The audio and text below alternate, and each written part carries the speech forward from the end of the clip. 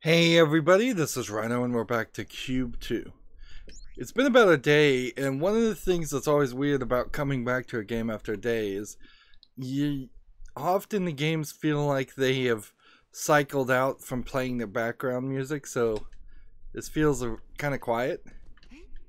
I mean, we've got sound effects playing here, and that might be a concern and that might not be really a concern. I guess we solved everything in this subsection. So there were three basically individual puzzles that we had to do after we had done this side quest section. Now this generator is done. It's powered up, and we're going back the way we came, which is cool and all. This one's a little weird because the power comes out this way, but it's going to be on this side by the time the elevator's on the other way, so we're going to see a slight load and then the power cord will move magically. That's a great example of just a director not following things correctly or keeping things straight. Like, how did that magically move and not run in the path of the elevator? It was over here and now it's over there. Maybe that is supposed to be an implication that the elevator takes forever to load, but then why does the fade to black indicates to me that it's just a game loading section where I would have preferred it to not fade to black. Emma, from what I can tell, this machine is powered by a third, and another door connected to it has opened. How fascinating. Okay, Millie, I trust your judgment. Let's see if it actually works as you think when all thirds are powered. I'm on it. So, yeah, I still don't think that there's really a reason here to jump around and look for collectibles. It seems odd that we haven't found anything yet. This logo doesn't look like it's changed any. It is showing me 3 faces of what a 6-face cube would be, so there is definitely room for a sequel or a DLC to have 3 more puzzles. This one again falls on the edge, and again there are invisible walls.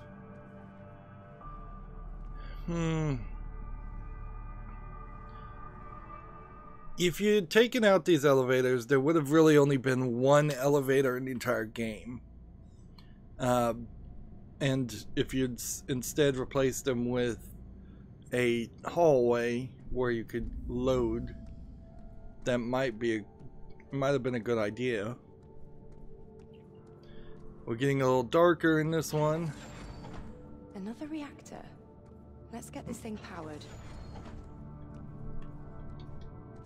I guess inherently a unpowered reactor doesn't mean anything to me, other than the fact that some of the computer stuff we saw earlier was powered.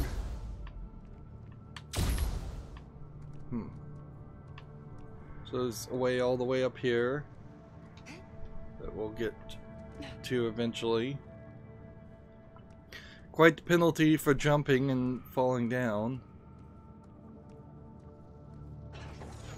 in that slight delay. So yeah, at least this elevator should be taken out. I could see maybe the central hub area where the main elevator maybe turn those in the hallways and then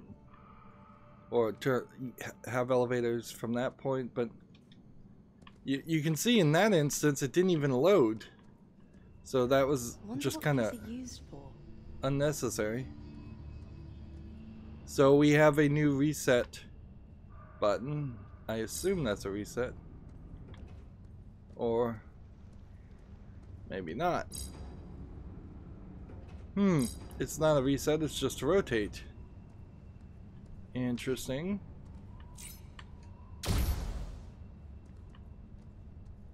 So, how does this fling me? It flings me kind of nicely and easily. And we've got that dinging sound again. It's almost like the dinging sound is just the light instead of it being an indicator of any collectibles. Unless there's like some collectible inside of cubes or something. Like that there's, if I can hit X and maybe delete a cube somewhere that just looks like any of the other cubes.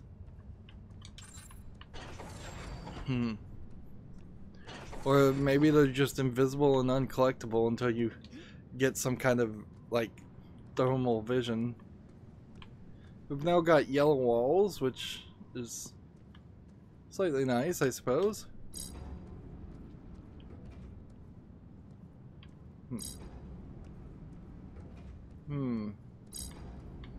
I thought that would twist the other direction. But no, it didn't. Interesting. So, just fling myself. Kind of slowly, kind of softly. That feels like if I was gonna animate this, I would give it a spring-like quality, as if there was some tension happening where it was moving and gonna snap like a mouse trap. That way there would just be a little bit more to it.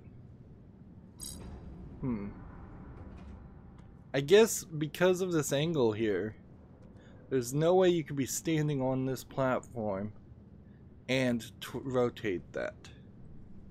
So they're making it so you have to do it this way.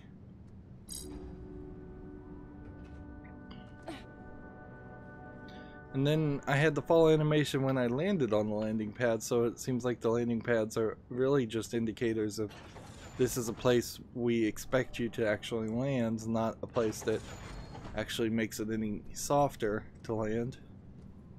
Is that a fan? What does this one do? Now that one moves up an elevator. That rotates that way.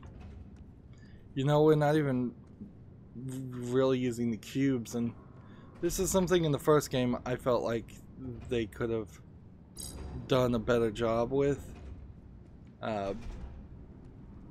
Is simply having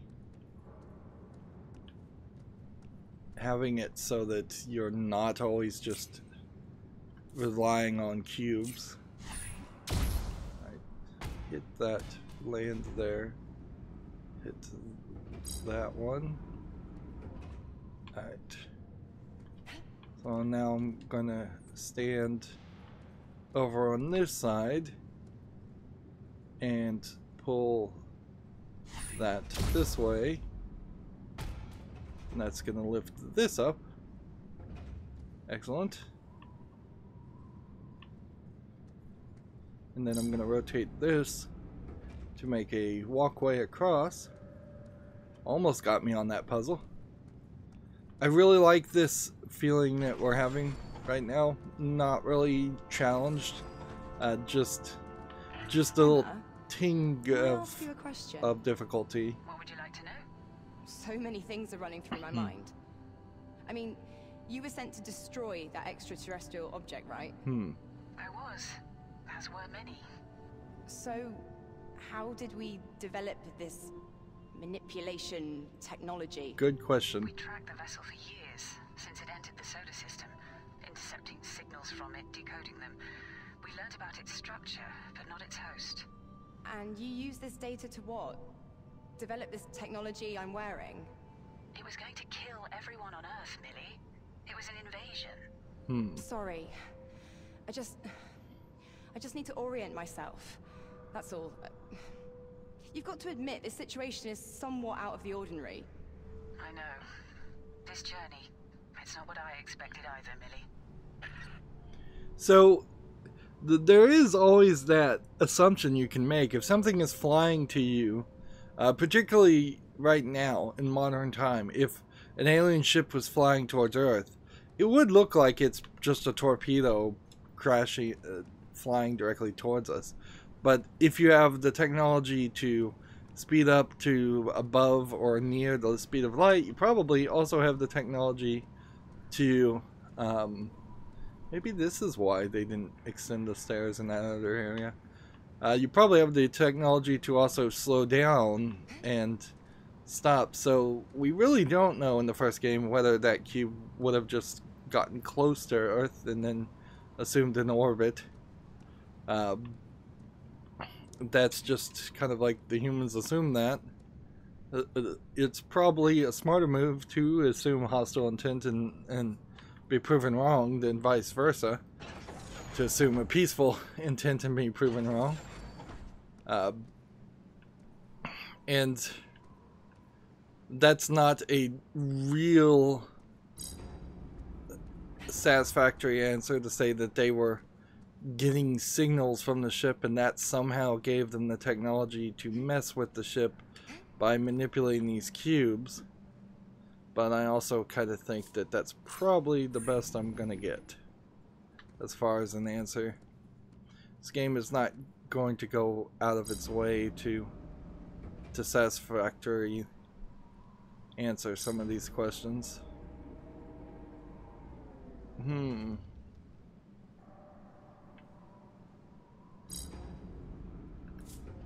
So I think what I need to do is put a green cube there and then put this back this way. And then we'll just walk a little bit out of this way and this should just shoot over my head or through my head behind me. Through me, whatever. Now I've got a little bit more height. Now I can make this jump. And we've learned how high you can jump. It's about one block only, one cube only, which is nice. Yeah, I'm kind of loving the fact that there's no difficulty here. Like, the puzzles really shouldn't get really hard until you're at the very late stage. Maybe you don't want to do like the Talos Principle did in its main game, where it gave you a long timed puzzle. But even that was alright. Not a terrible experience. So this is just a fan. So if I just walk off the edge, yeah, you only really get the amount of heat. And this is rotating the entire black floor here, which is fine. Like, that actually works way better than the rotating walls. Although, it does seem like it only wants to rotate in 90-degree increments. Interesting. So I probably do need it here. So I imagine at some point we might have one of these in the middle that will do something more.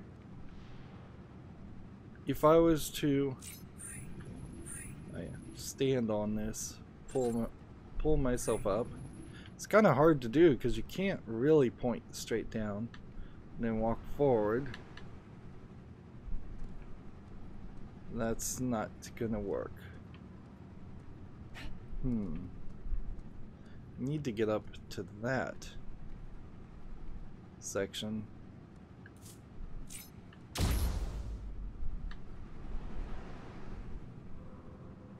So barely made that.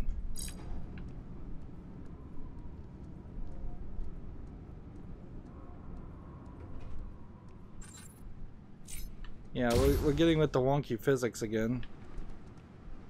Oh, seriously?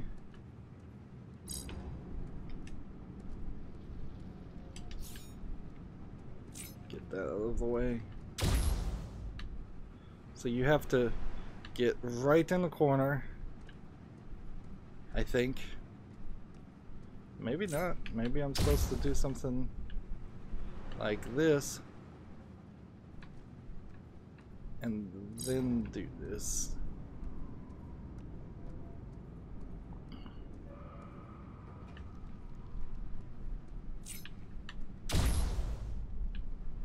So I'm going to pull a little bit back and then push forward on the upswing.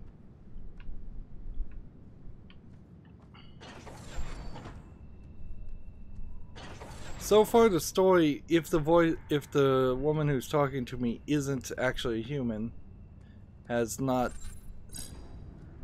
really said or done anything that seems counter to the narrative.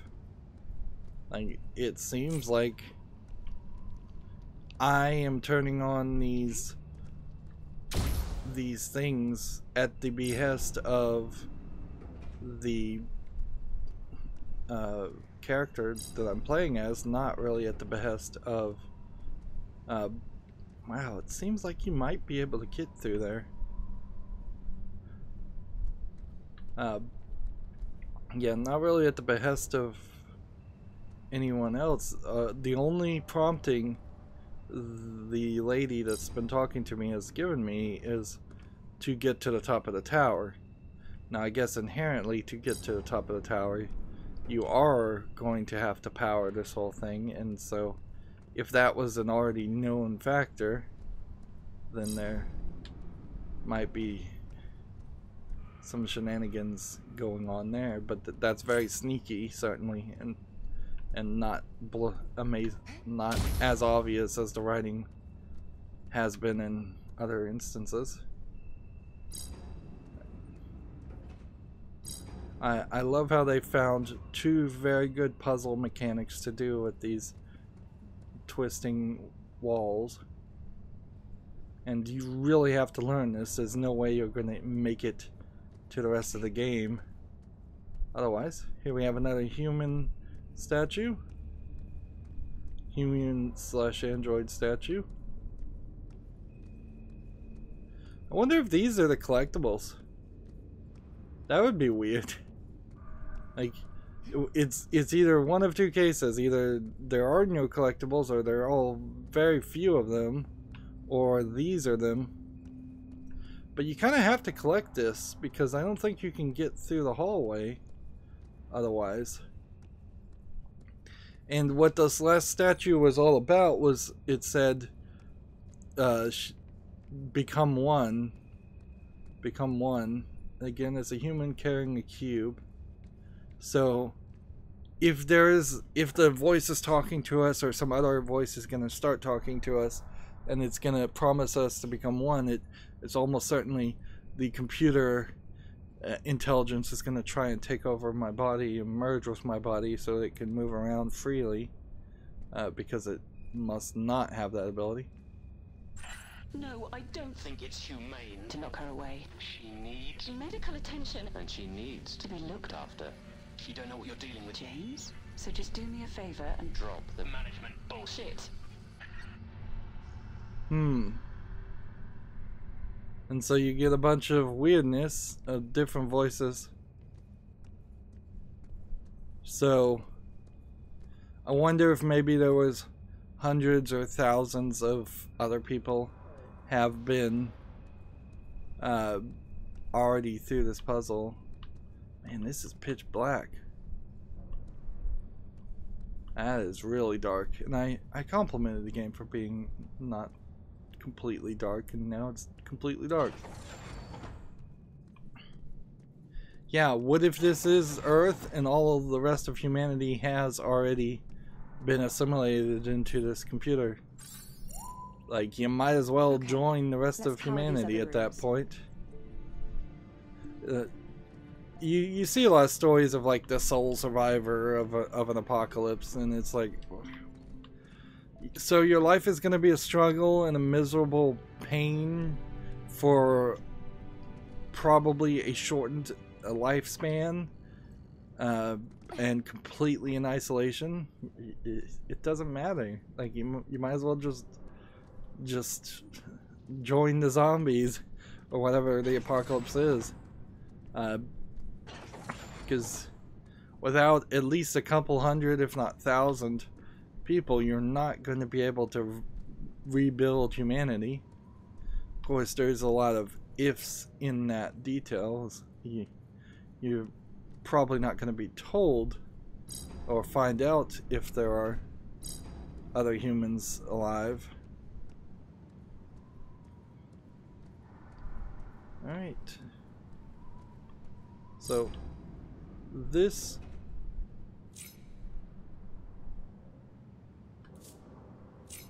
like, that doesn't do anything. That lands on that.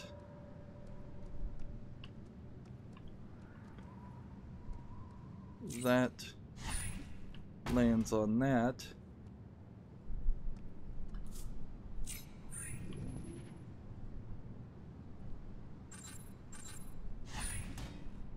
Okay.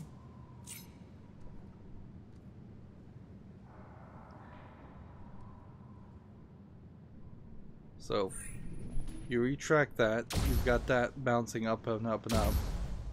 And then this is back to the timing puzzles. Oops. I had that.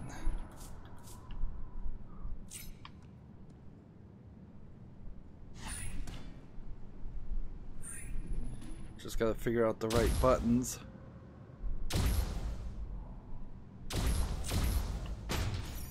One door open. But we still gotta get the floor up. So there's more to do. And yeah, there's definitely more to do. Would have been interesting if this just had gone a little bit further and pushed that. Okay.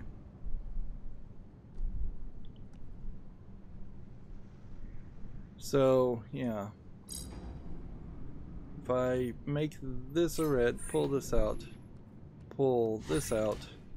rotate this, make this a blue, and then just delete this. That one's open. And then we have a one-time blue switch, which enabled half the steps, but not the other half. Okay. So, red this way, green this way, rotate, and I guess I just need to delete it and it will just fall. So that doesn't need a lot of movement, I suppose. And down here is just a one-time blue switch also, so I can just shoot myself up. I thought there would have been a fan down there. Interesting. The stairs are ready, and we'll just interact with it like we do all the others. Feels like the music has kind of decided to stop playing. Like, we're getting little sound effects, but just ambient background music. I don't know if there's maybe... Nope, not that one. I don't know how you could trigger it to do anything though.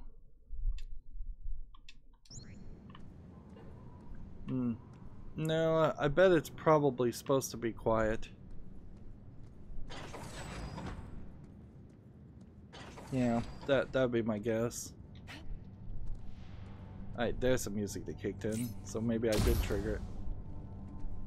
Or sound effects.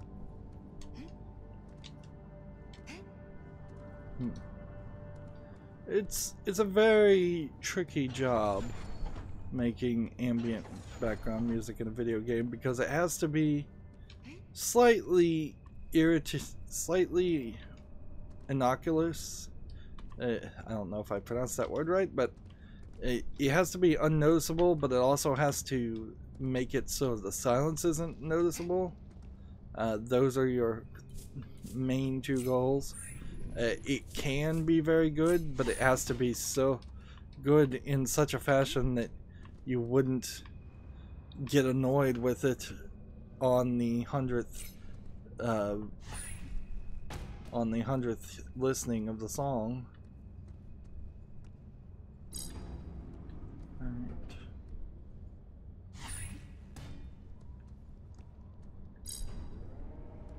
Oh, okay, I see. So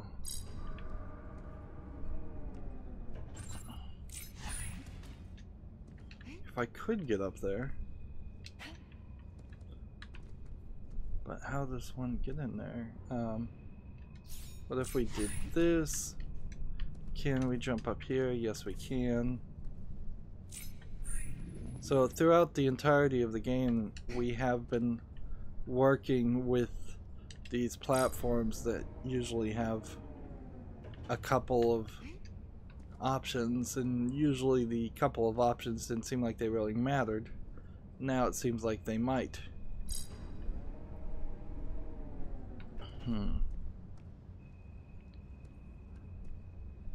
Let's see.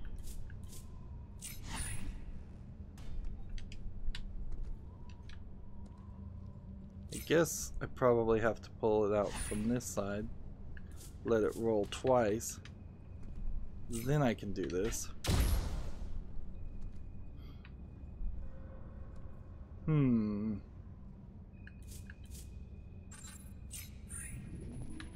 Try that again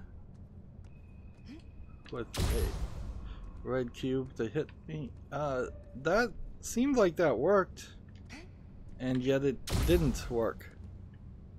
Yeah, that was supposed to work. I'm pretty sure.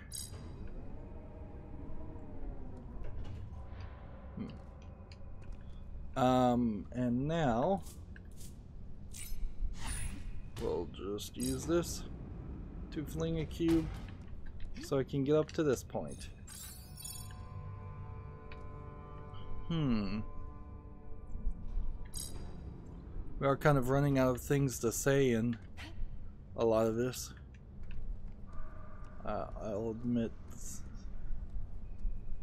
Yeah, because these puzzles are doing the same thing. Well, they're actually doing very different things, but they're doing them in a interesting way. Alright, so we have in this subsection puzzle that way we need to solve, and I don't believe there is a puzzle this direction, so the last one is up this direction. If I were to actually check to see how long we've been playing, I think we are at the 2-hour mark, and we're at chapter 6, so it really may only be a 4-hour game, but it's not a bad experience at all. It's quick, it moves from puzzle to puzzle. It feels a lot like Portal. It feels like it has a lot of play testing and polish in it, and we're not really running into any big problems. That's going to be it for this recording. As always, I ask you to like, share, subscribe, comment, and watch every second of my videos. If you want a friend or follow me on any social media sites, there's a whole bunch of links down below in the description box. And if you want to support me even further, there's a link to Patreon, or you can friend me on Steam and gift me a game off my wishlist. Thank you for watching. Have a good evening.